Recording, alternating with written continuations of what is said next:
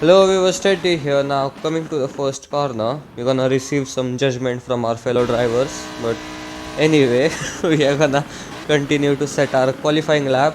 Still getting a massive amount of judgment and under pressure. I'm gonna absolutely bottle the lap and basically do a unclean lap. And here, Epic is gonna personally send us into the shadow realm. So you can see absolutely demolishing me on the finish line. Uh, so yeah, just playing around. So we're gonna turn our attentions to the race, starting at the far end of the grid. So you have to make positions and most of the start. So getting up to second or third right now, and alongside Dingus, but we're gonna just brake early and send it up the inside a bit, flattering the curve. You using it for advantage. Now Dingus behind does have the racing line, and I have turned off the racing line. Does the title and the thumbnail, which is faster, you know, with racing line or without the racing line. So we're gonna test that as well. Now coming uh, towards the second chicane, braking just under the bridge, which was a bit too late for me. I went a bit too deep, which I did a lot during the race.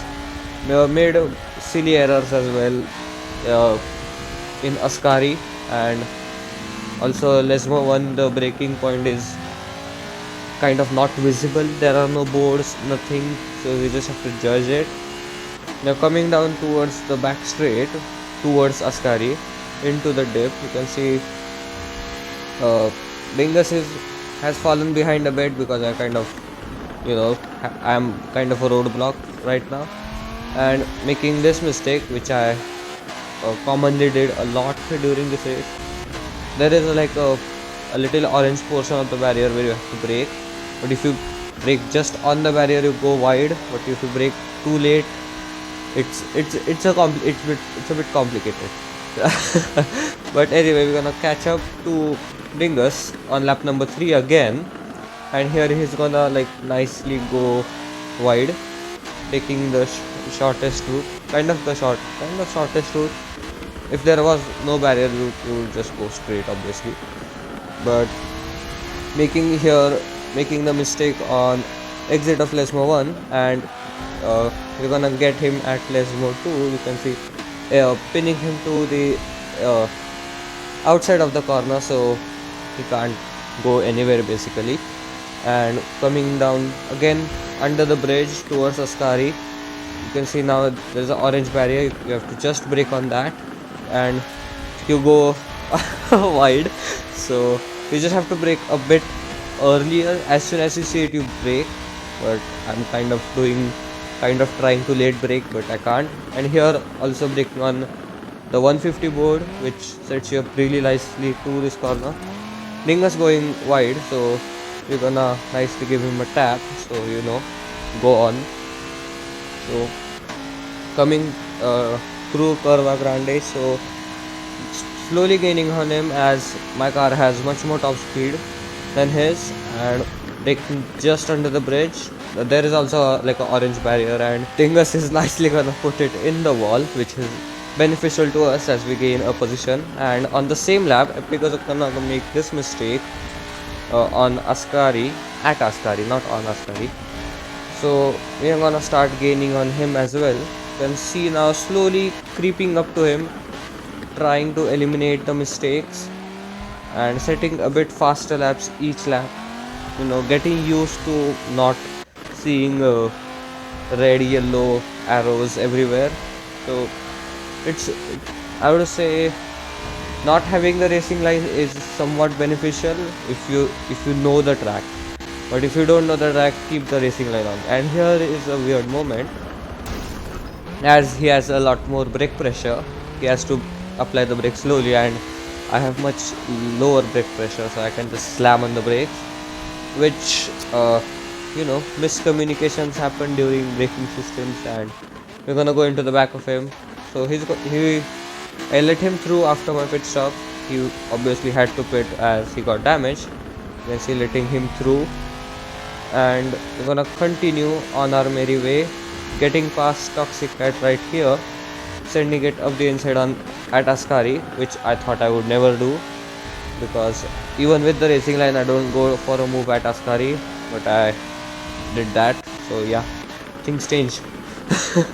Now, and here I'm gonna pull off a dingus and put it in the wall. So good stuff, extremely inspirational stuff. Don't do that, obviously.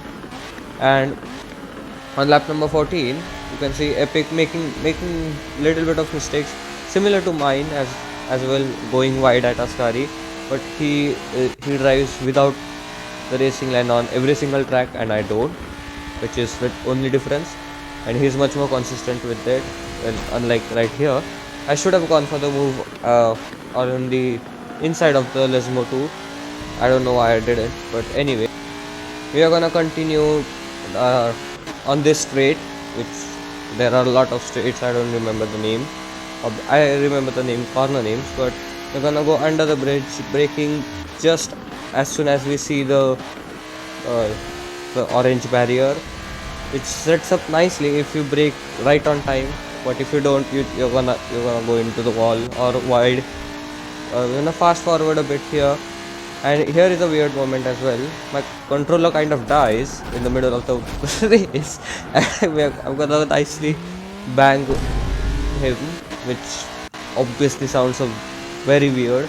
Bang him meaning go into. Oh shit! I just made it worse, didn't I?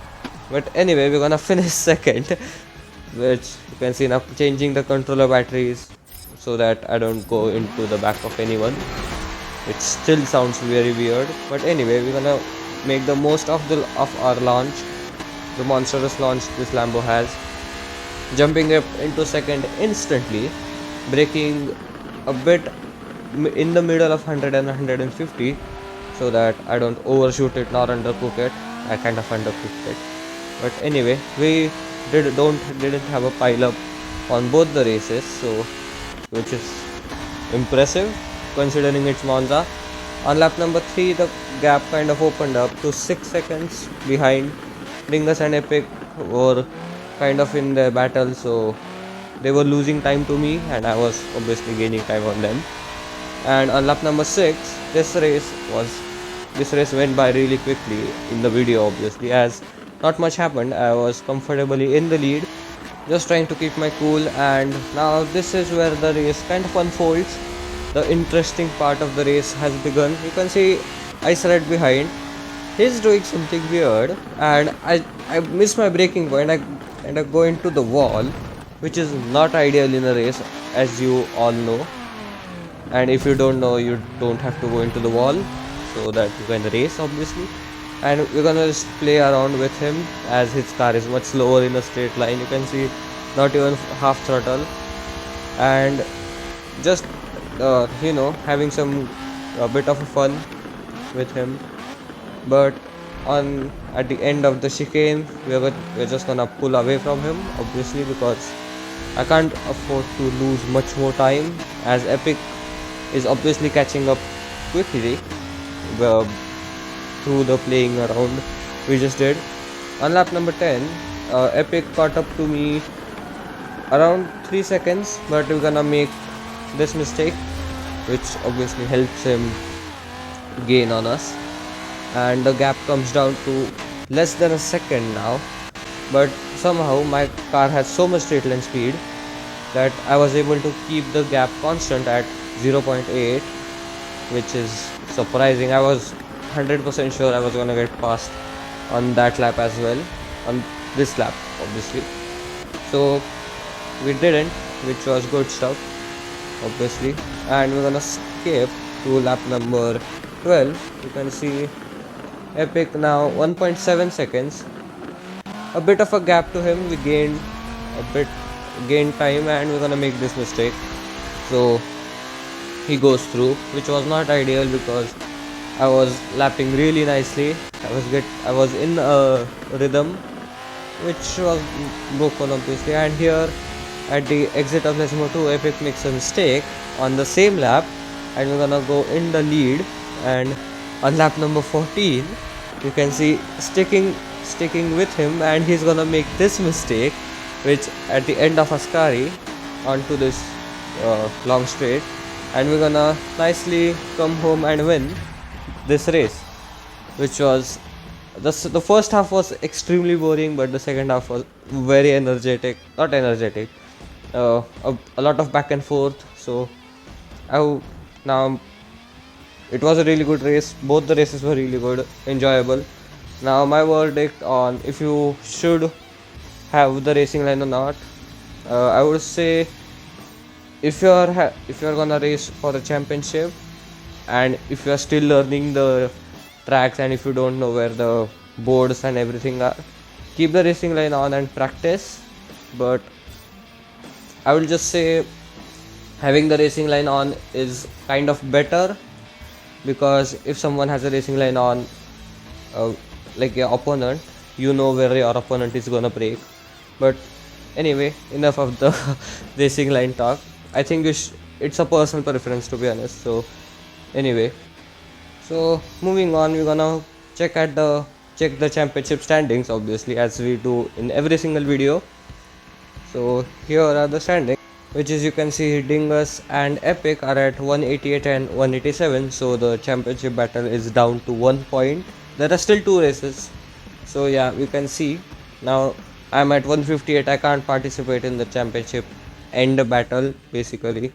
And on the silver end of the group, Ice Rat and Retrospect are at 127 and 125 points each.